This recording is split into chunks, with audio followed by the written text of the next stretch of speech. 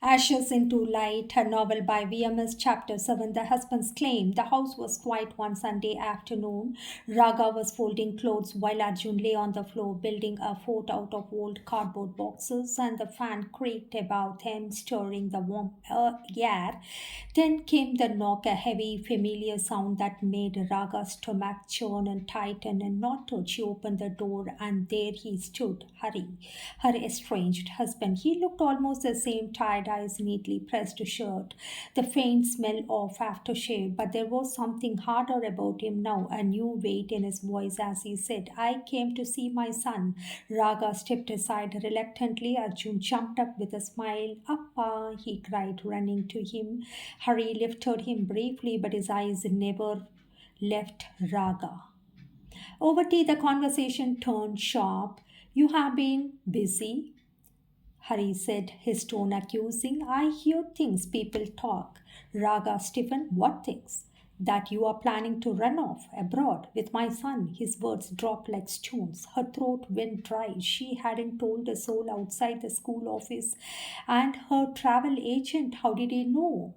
I got an offer, she admitted quietly, a principal's post, a good future for Arjun, for both of us.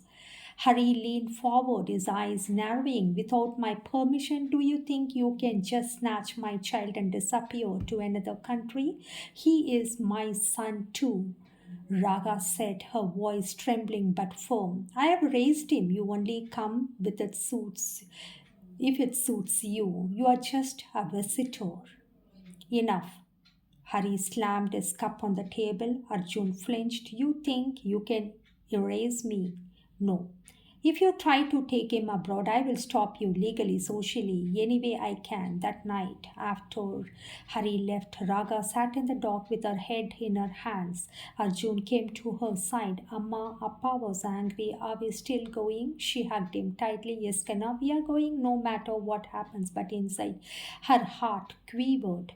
She knew Hari had the power to complicate everything through code, through threats, through the very society that always sided with men, the male chauvinistic world. The power weeks were tense, and the following weeks were tense. Hari began visiting more often under the pretense of seeing Arjun. Sometimes he brought sweets, sometimes toys, but always after Arjun went to bed, he cornered Raga. Cancel your plans. He hissed one night, I won't allow my son to leave. She met his eyes steadily. This isn't about you or me, it is about Arjun's future. I will not stop. Hari smirked. You think you are strong, Raga, but remember you are alone. I can ruin this with one petition in court.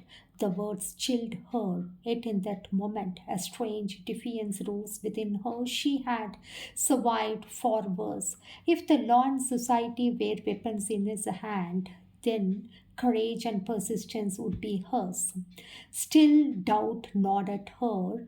At school, she carried one with lessons, smiling faintly at her students. At home, she packed a few clothes secretly into a suitcase under the bed. Every knock on the door, every phone call made her jump. Was it Hurry again? Was he already preparing to drag her to court? The dream of Dubai was still alive, but now it stood on fragile ground. And Raga knew that to claim it, she would have to fight both visible and invisible battles. End of chapter 7.